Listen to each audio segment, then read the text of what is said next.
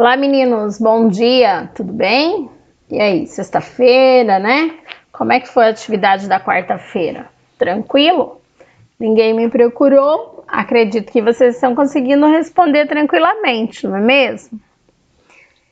Então, na nossa última aula, né, nós iniciamos então na unidade 2, né, da nossa apostila, a Sintaxe 5, certo?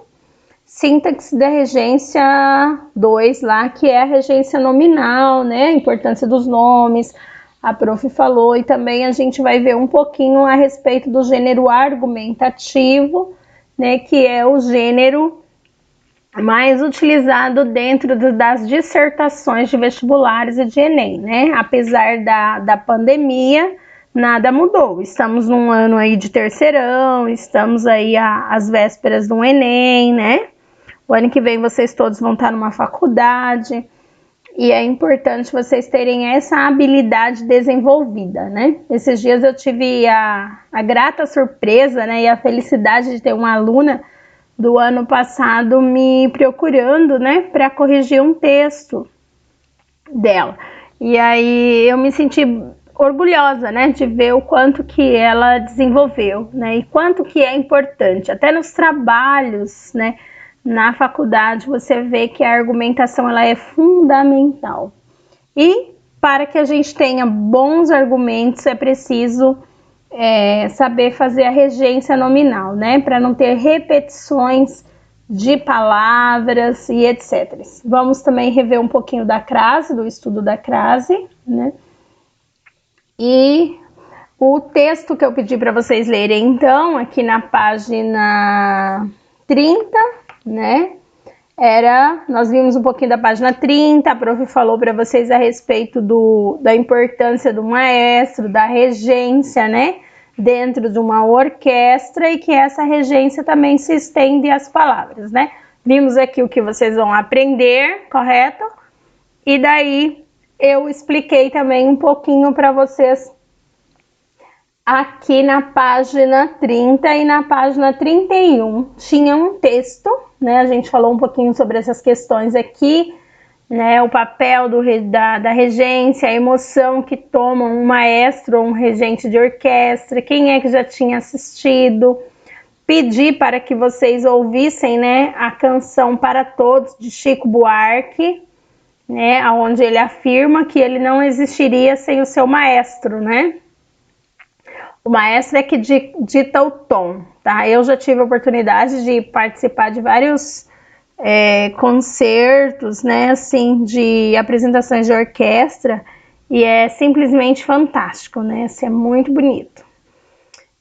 Temos então aqui a interpretação de texto, né, que era sobre o hino, né, de futebol. O hino nacional brasileiro, desculpa, não é de futebol, né? Mas é imaginando a seleção brasileira sem aquele hino, né? Como é que seria, né? Então, assim, o hino, ele traz a exaltação, né, ao país, ele define, assim, característica, a louvor ao povo e à pátria, né? Enaltece o povo e enaltece aquilo que a pátria tem de qualidade, tá? Então, se vocês analisaram o hino, vocês vão perceber isso. Daí a atividade que ficou para vocês responderem, que nós vamos estar realizando a correção agora, foi aqui na página 32, não é mesmo? Na página 32 tinha assim, ó, saber o significado das palavras que compõem o hino nacional brasileiro ajuda bastante em sua compreensão. Vejam uma relação de vocábulos para que você pesquise o significado, se julgar necessário, acrescente outros que você desconheça. Bem, então aqui você ia estudar o significado das palavras, né? É muito simples, é o vocábulo. Aquilo que eu já disse para você. Se você tem conhecimento de diversas palavras, você consegue produzir um texto legal, tá? A pessoa que tem pouca leitura, ela tem dificuldade em redigir texto, tá bom? Então é importante você ter vocabulário, tá? Você já deve ter ouvido, né, alguém falar assim, ah, mas fulano tem um vocabulário tão vasto, né? Então é isso que dá condições de desenvolver um bom texto, tá bom? Então, para vocês pesquisarem aqui, era tranquilo pesquisar no dicionário, né? O que é plácidas, calmas, tranquilas, serenas, brado, grito, clamor, retumbante, né? Que provoca som forte, alto, penhor é garantia, idolatrada é adorada, vívido é ardente, brilhoso. Esses dias teve um menino também no 8º ano, né? Ele tá lendo um livro do Sherlock Holmes, e Sherlock Holmes também tem um vocabulário bem amplo e diferente, né? Assim, da época, né? Que os livros foram escritos. E aí ele tava com dificuldade em compreender, né? Aí ele, professora, tem que ficar com o dicionário para poder saber o que significa as palavras para compreender a história, né? Aí eu falei para ele, isso é uma oportunidade de você crescer em relação ao seu vocabulário. Então isso é bacana, tá? É límpido, né? Então é claro, limpo, resplandecer, significa brilhar, notabilizar-se. Impávido significa destemido.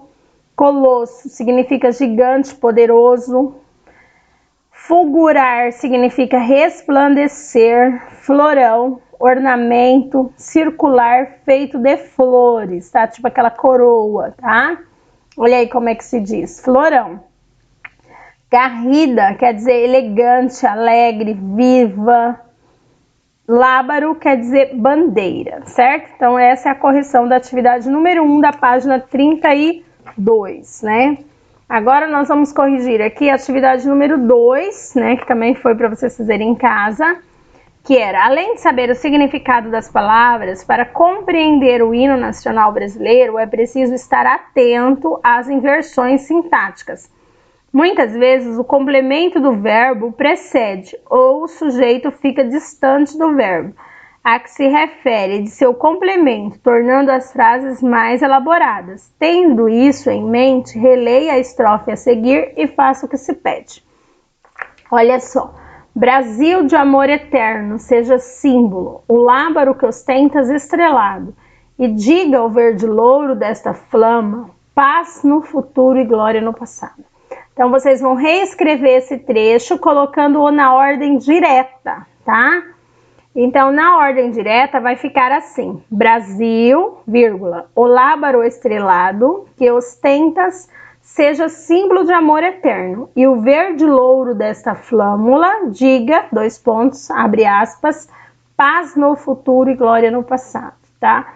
Então, aqui tá na ordem direta, tá bom? Letra B. O texto reescrito torna o entendimento da estrofe mais simples. Comente. Sim, né? Ele torna o entendimento mais simples. A passagem de alguns trechos para o discurso direto facilita a compreensão do hino. Mas como o hino é um recurso estilístico, né? É poético, por isso que eles se usam dessa ordem indireta, tá? A ordem indireta ela é usada em textos, né? Onde predomina o recurso estilístico, a passagem para a ordem direta normalmente quebra o efeito poético. Vocês podem ver que quando você lê o que está destacado ali, né? Ele soa de uma forma, né? Tem um som, uma emoção. Quando você lê o que a gente acabou de falar para vocês, a resposta na ordem direta, ele perde esse efeito poético, correto? Então essa é a resposta aí para vocês colocarem, né? Se ele torna o entendimento mais simples? Sim, torna mais simples, porém ele quebra esse efeito, né, do recurso estilístico e do efeito poético também, tá? Quando ele passa para o direto. Letra C. Reescreva este outro trecho colocando na ordem direta. Nós temos aqui também, Brasil, né? Um sonho intenso, um raio vívido, de amor e de esperança a terra desce. Se em teu formoso céu, risonho e límpido, a imagem do cruzeiro resplandece. Aí na ordem direta vai ficar assim, ó. Brasil, vírgula, um sonho intenso, vírgula, um raio vívido de amor e de esperança, vírgula, desce a terra, vírgula, se a imagem do cruzeiro resplandece em teu formoso, vírgula, risonho e límpido, ponto, tá? Então, risonho e límpido fica lá no finalzinho, ok? Essa é a ordem direta. Tudo bem? Na número 3, pediu assim: busque trechos que indiquem louvor ao povo, né? Onde ele está exaltando o povo. Ó, no hino tem lá aquele trechinho que fala assim, ó, a resposta. Abre aspas. Verás que um filho teu não foge à luta, né? Aí o outro trechinho, nem teme quem te adora a própria morte. Então, nesse momento, ele está exaltando o povo, louvando que o povo é corajoso, né? Na letra B, ele tá louvor à nação, onde ele fala, ó pátria amada, né? Vírgula lá, idolatrada, salve, salve, tá? Então, tudo isso ele tá louvando a nação. Número 4. Na número 4, ele pediu assim, meninos. O hino nacional brasileiro hipervaloriza sentimentos, como os de devoção à pátria. Que intenção pode ser deduzida isso, né? Ó, isso é muito óbvio, não é verdade? Quando ele exalta a pátria, ele quer despertar em nós, né, cidadãos brasileiros, o nacionalismo extremado, né? Quer dizer, o amor à terra, se preciso for, né, vai dar a sua vida por ela, né? Assim como muitos já fizeram em guerras, em lutas, né? Defender aquilo que é seu diante de uma ameaça, tá? Então a resposta é a intenção de despertar nos cidadãos o nacionalismo extremado, correto? Bem, número 5. Atento à letra do hino nacional brasileiro, relacione, junto aos colegas e ao professor, as especificidades desse gênero, tá? Segundo os itens a seguir. Ó, muito bem. Qual é o objetivo principal do hino aqui? Então, aqui a gente vai colocar o objetivo principal dele, ó. Os objetivos dos hinos nacionais, não só do brasileiro, tá? Mas de outros países e nações, é exaltação e louvor à pátria e ao seu povo, tá? Então, esse é o objetivo, exaltar e louvar a pátria e o povo, né? A estrutura composicional, né? Qual é a estrutura? É uma canção solene, tá? Aqui são vários itens, ó. O primeiro, canção solene, linguagem formal, tá? Versos e estrofes, rimas e refrão, tá? Então, é isso que tem na estrutura do hino. Canção solene, linguagem formal, versos e estrofes, rimas e refrão, correto? Parabéns a vocês que realizaram as atividades, tá? Em breve vamos estar aí fazendo as correções juntos, né? Já quero avisar que eu vou usar uma técnica bem diferente para corrigir, tá? Se preparem. Muito bem. E agora tem a conexão, né? O que é a conexão? A conexão é história, literatura ali. Vocês vão ler a seguir aí a primeira estrofe do hino de Portugal, né? O hino deles chama A Portuguesa. Então tem um trechinho do hino ali para vocês lerem, né? Bem, uma estrofe só. Quem puder ler e ouvir o hino, né, de Portugal por completo é interessante, tá bom? Aí vocês podem até destacar lá de marca-texto, quem puder imprimir e tal, a parte onde ele enaltece, né, os trechos onde ele enaltece e louva o povo e a pátria dele, tá? Mas nessa atividade aí, ó, vocês vão ler e, como diz lá, ó, a canção A Portuguesa, hoje símbolo de Portugal, é também um ícone da República, razão pela qual só foi aceita oficialmente como o hino nacional da nação após o fim da monarquia do país. Observe como o povo é enaltecido, né, exaltado, ao ser chamado de herói do mar. O povo português afirma a importância histórica do mar para o país. Nas aulas de história e de literatura, né, que vocês veem, acho que com a professora a Josi e a Adriana, se não me engano, não tenho certeza quem dá literatura para vocês, vocês estudaram como a vida e a cultura portuguesa estão em sintonia direta com o mar e tudo a que ele se refere. Como disse o poeta Fernando Pessoa, referindo-se às grandes navegações, o mar salgado, quanto do teu sal são lágrimas de Portugal, né? Então, assim, é bem... mexe com as emoções, né? Para mostrar o que? As grandes conquistas, né, que Portugal teve através do mar, né? Então isso aí vocês podem até discutir um pouquinho mais com a professora de história. Em seguida vocês vão ler aqui a seguir. Tá, então o que é para fazer nessa atividade aqui, né? Da conexão aqui do hino de Portugal. Desculpa que eu mexi aqui, aí o negócio vai a 1000 por hora, né? Muito bem, tô voltando, tá, meninos? Só um segundo. Então, nessa atividade ali é para vocês simplesmente pegar lá o hino de Portugal, tá? E destacar os pontos onde ele está exaltando o povo e a nação, tá? A letra completa. Aí você só tem um trechinho aí para instigar vocês a lerem, correto? Aqui vocês têm a seguir, ó, o ensaio de Roberto Pompeu de Toledo, observando o posicionamento do autor quanto à letra de hinos nacionais, tá? Bem como os procedimentos argumentativos a que ele recorreu para construir e reforçar seus argumentos. Então, vocês têm um texto aqui, né? A prof pede que vocês escutem, né? E leiam, né, o texto, leiam o texto. Aqui do lado, na conectividade, está falando para vocês sobre a importância da gente ver o hino, né,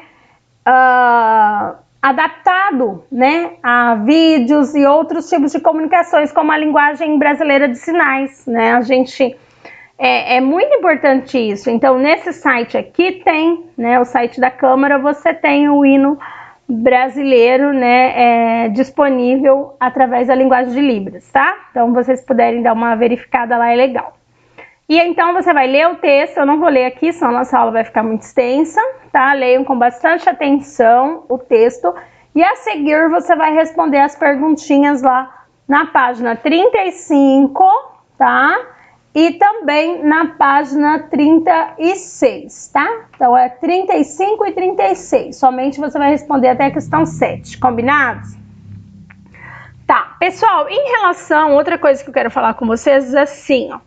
Em relação à nossa maquete, né? Alguns alunos me perguntaram...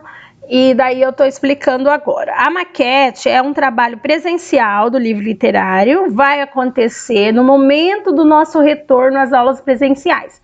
Então a prof ali após na primeira semana a gente vai ter as nossas aulas e a gente vai agendar, né? Vamos agendar juntos uma data onde vocês vão realizar as apresentações na escola, combinado? Mas enquanto vocês estão de quarentena, vocês vão fazer a segunda parte do trabalho, que é a parte escrita, que é uma ficha literária que eu vou encaminhar para vocês responderem ela, correto? Se alguém tiver dúvida em relação a isso, daí me pergunta lá no PV ou no grupo. Essa ficha eu vou encaminhar lá no grupo para vocês terem acesso. Não é para me mandar a ficha preenchida nem por e-mail, nem também fotos no WhatsApp. Eu quero a ficha preenchida na nossa primeira aula no retorno, certo, meninos? Bem, por hoje é só. Bom final de semana para vocês, tá? Abraços, a gente se vê então quarta-feira que vem, tá? Se cuidem.